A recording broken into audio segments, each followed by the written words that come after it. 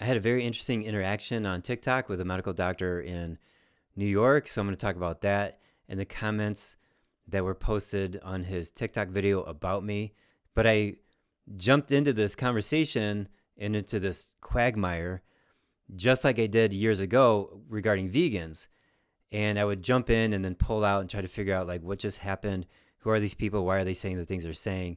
Who are their leaders? What's their science?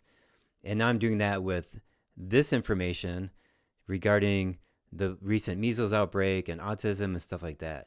So watch to the end and you might learn something super interesting from the other side of the healthcare industry, where they don't mind that people's lives are ruined by different medications. He was talking about the measles outbreak, which about 100 people got sick with measles, one person died. The measles has never been fully eradicated, and about one person dies every 10 years. It's sad that that happens. But I brought up the current autism rate and how it's accelerating, and how in my quote it says measles is nothing in comparison, but autism is unusual and destroy our nation. At the rate that it's increasing, I think it will cause a lot of harm to our nation. Here's measles right here, beginning in 1920. It went up a little bit, went down after 1960. And since 1980, it's been pretty low, although not zero. But if you take this graph back 300, 400 years, you'll see it was exceedingly high. And the reason why it dropped significantly prior to 1960 is because we used to have open sewers and horse poop on the sidewalks and the streets and flies and gnats everywhere. And as they closed the sewers and used concrete for sidewalks and blacktop for roads, these diseases, all the infectious diseases went down. Measles should never be normalized in this country. The people that die from measles are very malnourished and they're very sick to begin with. And I saw this to be true too. During COVID, I had 3 patients die of COVID. All 3 of them had one thing in common. They had a terrible diet. No matter what I said or did, they could not change or would not change their diet and improve it. So with my comment with this guy, Dr. Eric, he laid into me saying that measles is terrible and autism is not a big deal. And there was a ton of comments that just were baffling to me. And I made some comments myself and nobody liked them. I had 0 hearts on this comment. My comment is, I've seen dozens of kids who are autistic because of their childhood. But go on with your epidemiology, 1 in 36 kids on the spectrum. His comment back is, I'm sure you conned their parents into buying your useless detox supplements. And then he goes on to ad hominem attack. Let's talk about these quote unquote useless detox supplements. If you follow me, then you know absolutely detoxing is a very vital part of improving your health. And in my 7-step blueprint to optimal health, it's at step 6. So this is a sample of a symptom tracker, and red is bad. Look to your left, you can see red and orange. And then green is good, and the symptoms disappear over time. So the right side has green. This is from August of 2023 to July of 2024. So basically 1 year. And when you go from top to bottom, these are all different symptoms. It would be fatigue and rashes, et cetera, et cetera. And I have about 10 of these different graphs, and they're not mine. They come from a developer of a new product line called Bio1 Sciences. You'll hear me talk about this more in the future.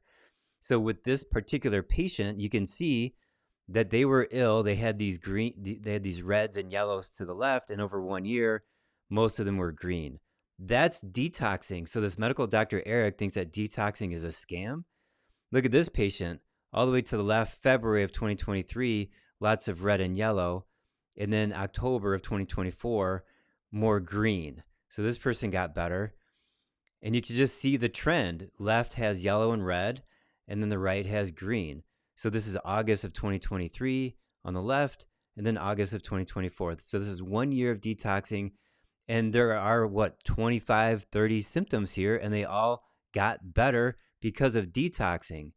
But if you're a medical doctor in New York and you're pro-drug and you're bashing chiropractors for, detoxing, this is not what his patients are not experiencing health improvement. He doesn't believe, quote unquote, believe in detoxing, although there's all kinds of science behind it. And I encouraged him to look at the science, and of course he didn't respond to any of my replies on that.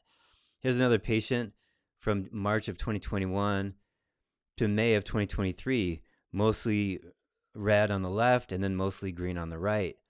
So I'm not going to say much more. I'm just going to skim through these. On this one, there's a variety of symptoms on the left. It includes headaches, joint pain, fear, hurt, guilt, anger. So there's emotions in there, negative self-talk, sleeping trouble, bloating, burping, heartburn. And this is March of 2021 to February of 2023. It just goes from red to green from left to right. Here's one, and then here's one, and here's one. Here's another patient. Here's another patient. And these are my samples to show you how important it is to detox. Now, I've run into a whole bunch of medical doctors in my many years of being on social media who think that it's fine to have fluoride in the water. It's fine to have Roundup in the bread. And you name the toxin, they think it's okay to have.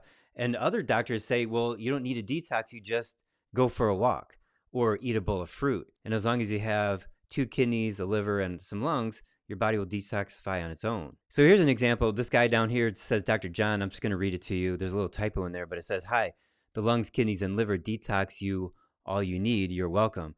So yeah, that's just an example of this guy completely ignorant of how to actually get patients better, and the fact that there are toxins lodged in the fat cells and in your tissues that need to come out, and you have to use different therapeutics to get them out. And being a medical doctor, he can use drugs. There's EDTA and DMSA, et cetera, but they don't work as well as the supplements, in my opinion. I could be wrong on that, but either way, you have to do before and after urine tests to verify that you're actually getting the patient better. And you can do that symptom tracker that I just showed you, where the bar graphs go from red to green. So if Dr. John, maybe he's using a lot of medications and shots, if he did a symptom tracker with his patients, he would be failing if he's just a standard medical doctor. Same thing with Dr. Eric. If he actually tracked symptoms that actually did programs of health improvement, then he might actually get his patients better, but he may have to change his therapies. So here's the next comment that I made under Dr. Eric's reply. I said, you should study the science of detoxing. Most MDs won't, because all I do is give out poisons and contribute to the problem. Don't be the problem. And Eric says, dude, you literally got an FTC complaint for literally lying about your detoxes during COVID. This is embarrassing and pathetic, but you need to keep the lights on, so you got to keep grifting. Sad. So what is he talking about? I found this FTC complaint filed against you in 2020. During COVID, there were a lot of people who were getting sick. And in medicine, what did they do? Well, number one, they created the virus. Number two, they created a shot that had negative efficacy. Number three, they prevented anybody from getting better at home, such as attacking ivermectin and any other health improvement programs or herbs or something. They just shut all that down. And then lastly, when you went to the hospital, if you were sick, they gave you a drug that was known to shut down your kidneys and maybe your body in 3 to 5 days.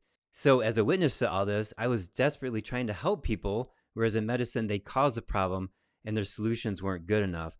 So in my practice, I see a lot of people. I only had 3 people die of COVID. And these 3 people had one thing in common. Their diet was terrible. And over the course of a few years, no matter what I said or did, they could not or would not improve their diet. So when people are sick, then they're more likely to have trouble with chronic infections, pandemics, car accidents, etc. And so, yeah, this warning letter from the FTC made me take down about 13 videos. And it wasn't because I was lying. It was because you're not allowed to market any herb or supplement for COVID specifically. But I don't regret any actions. If anybody should be embarrassed, it should be people who are promoting this shot, that group of people who created the virus in the first place. They had really horrible solutions. The other part of that comment that Eric said was, but you need to keep the lights on, so you got to keep grifting. Sad. So what that means is, since I own my own business and I don't have insurance, as a matter of fact, this year will mark 20 years of me not taking insurance. I'm not relying on third parties like the government or insurance companies. So yeah, I do have to do marketing, but marketing is really education. That's what my industry does, is educate people.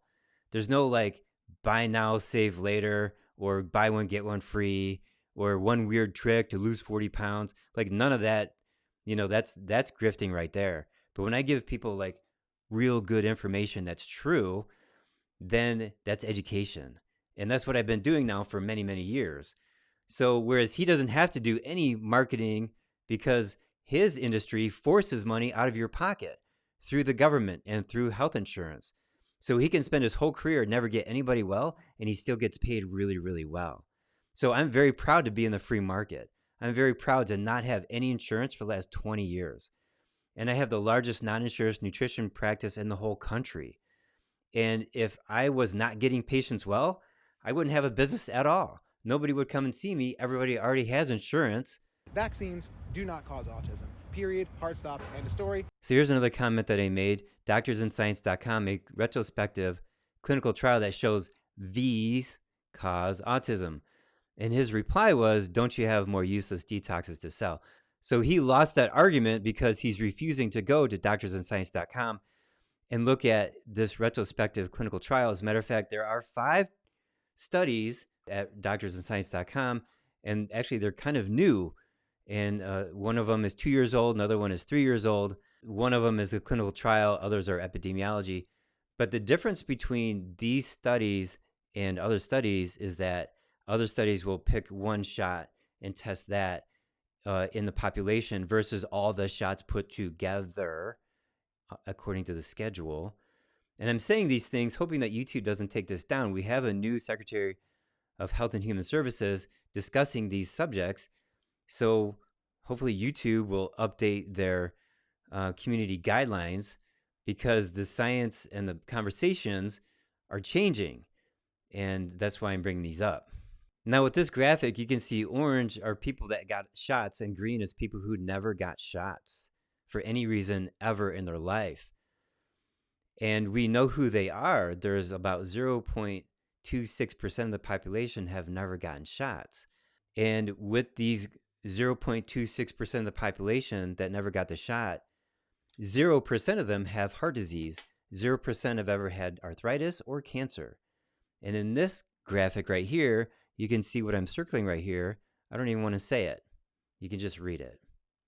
And the orange are people that got shots. The green are people who never got any shots for any reason ever. Another interesting thing I learned in these interactions is what people said about autism. My definition of autism for over 20 years is somebody who is nonverbal, non-functional. They need 24-hour care. And I've seen patients like this, and I try to help them. And this person right here says, my son has autism and is one of the most brilliant people I've ever met. Okay, that's great. So in my definition of autism, we obviously have a discrepancy here, because my definition are people who need 24-hour care. And then this Anna person says, my TISM, meaning autism, got me 2 master's degrees and has helped me care for countless NICU patients over 22 years. So wait, okay, we just have different definitions of autism. When I think of somebody who has autism, they're not a neonatal intensive care unit nurse. Like, you're high functioning, that's for sure. And then people say Elon Musk has autism. I don't think so. That's not my definition of autism. And I'm wondering, like, well, what is the definition of autism? So I searched around, and there's an updated version of what autism is. And I'm going to show you that right now. It's this graphic right here. This is actually at the International Society of Orthomolecular Medicine website. And this is from 2013. And I used to think of autism as a diagnosis, but then later it became a spectrum. So there's ADD, ADHD, and autism, so that people have a different range of that. Well, now we have this. We have genetics over here in the red, cognitive comorbidities over here, language impairment, intellectual disability. The blue is behavioral comorbidities, hyperactivity, impulsivity, agitation, aggression, anxiety, medical, constipation, seizure. So we're getting a bigger and bigger definition of what autism is. And so, but you can't look at this and say, well, okay, you have severe constipation. Does that mean you're autistic? Well, if you have like 4 of these, are you autistic? If you have 10 of these, are you autistic? What's happening is we're getting a bigger and bigger group of people, which I've seen before in my career with things such as fibromyalgia and chronic fatigue syndrome, CFS, and Lyme. So it's like there are groups of people looking to expand their diagnosis definition so that there's more and more people in their diagnosis group. And when you have that, then you get more funding, you get more handicap parking stickers for your car, you get more insurance coverage. And, you know, and they're looking for, I'm not degrading any of this, but they're looking for what is in common. What do people have in common that's causing my disease? And so true for chronic fatigue, autism, and fibromyalgia and other diseases, other conditions, which I'm going to get to the end here, like what is in common. Here's one more comment I want to show, and I just saw this multiple times on this interaction. This person, my press, says, my 19-year-old son is autistic. To put it bluntly, having an autistic kid is way better than having a dead kid. 5 people like that comment. Now, I know one of my employees has a child, a fantastic kid who was born very premature and has cystic fibrosis, and she's on Facebook groups of moms who have autistic children and developmental disabilities, etc. And my employee says that she sees this all the time. The moms, the parents will say, well, at least my kid's not dead. And there's either one choice or the other. Your kid is either dead or has autism. And there are comments in this interaction where people are cheering for more autistic kids. They want more autism because they like the shots because it prevents the measles. But if your kid is going to be autistic, that's okay as long as your kid doesn't die of the measles. Let me just add a third option that nobody's thinking about. How about having a healthy child? How about improving the health of your kid? So I'm directing Dr. Eric to look at this video, and hopefully he'll check out these references and these new studies, and maybe he won't, because it's kind of hard to confront this idea that you've caused these comorbidities in children with your shots. But here's the Substack article right here, but you can see it, you can read it yourself. And this is September 2nd of 2024. Here's another one. And this is a series of slides showing orange are people that got shots and blue are people that did not get shots. And then their conditions after 9 years. And there's this condition and this condition and that and that and that, that, that, that, that, that, that,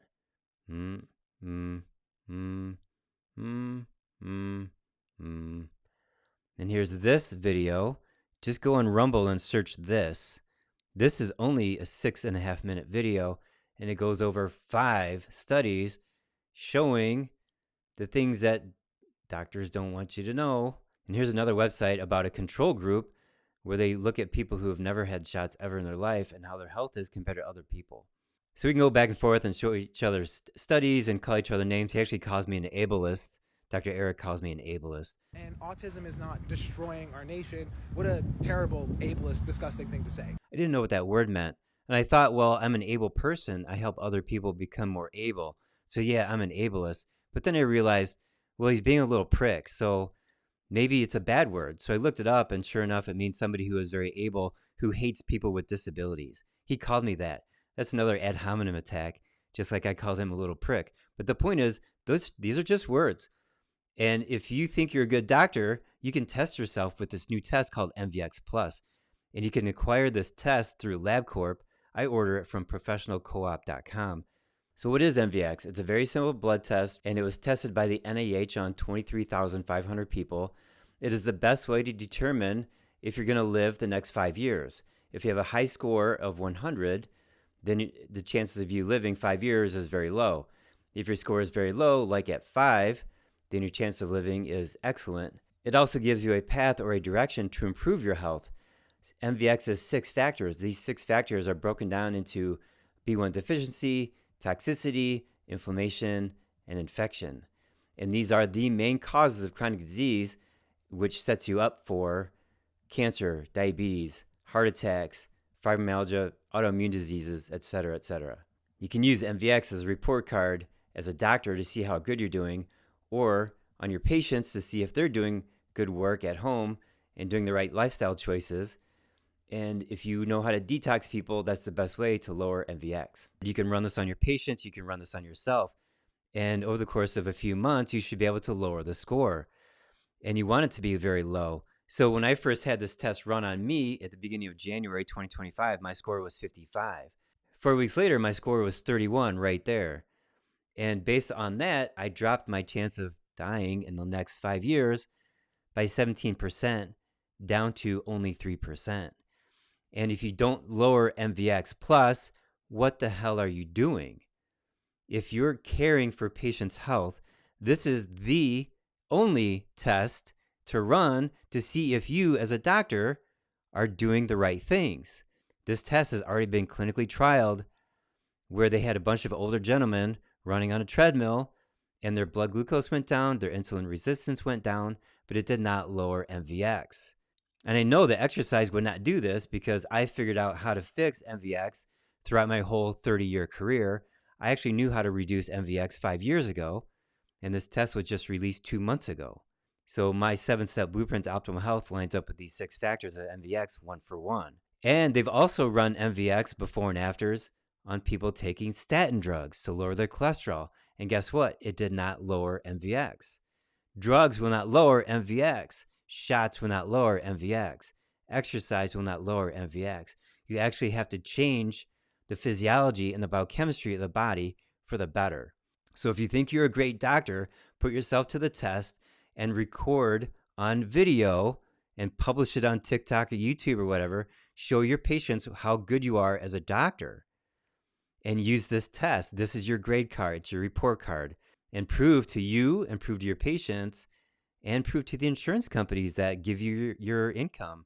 Prove to them that you're actually getting patients better. Earlier, I posed the question, what's the common denominator for people with autism?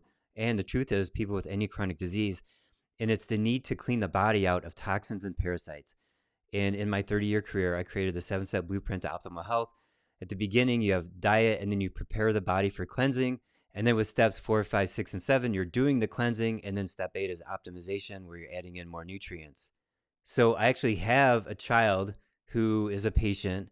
Her and her dad came over from Africa. They got travel shots. Sometimes when you travel, they have to put a needle in you. And then she became autistic. And when I say autistic, she became reclusive. She didn't talk to people. She quit talking. She quit having friends. She wouldn't look at people. And she would be very obsessed about a certain object or a certain motion. And over the course of 3 years, I had her poop out parasites. We detox heavy metals, and everything got better. She started making friends at school. And one thing that got stuck, though, was her inability to speak.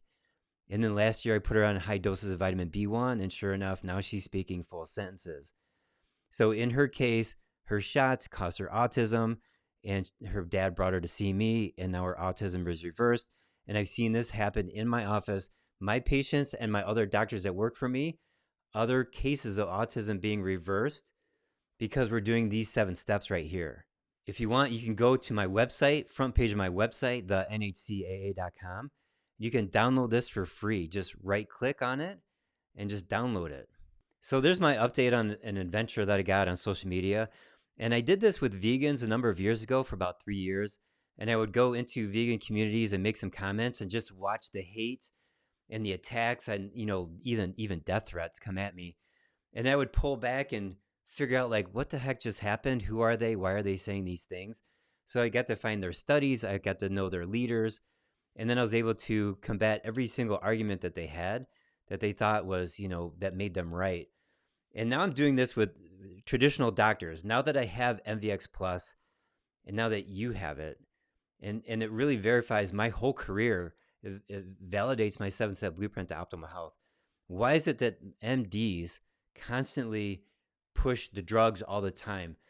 Well, we know they're captured by the pharmaceutical industry. I think right now the best way to break that capture is by using MVX, and you can only reverse the MVX scores with nutritional supplements such as detoxing and then a really good diet. That's how important this test is. I now have 118 people who have taken the MVX Plus test, and I have a couple people who have taken it more than once now.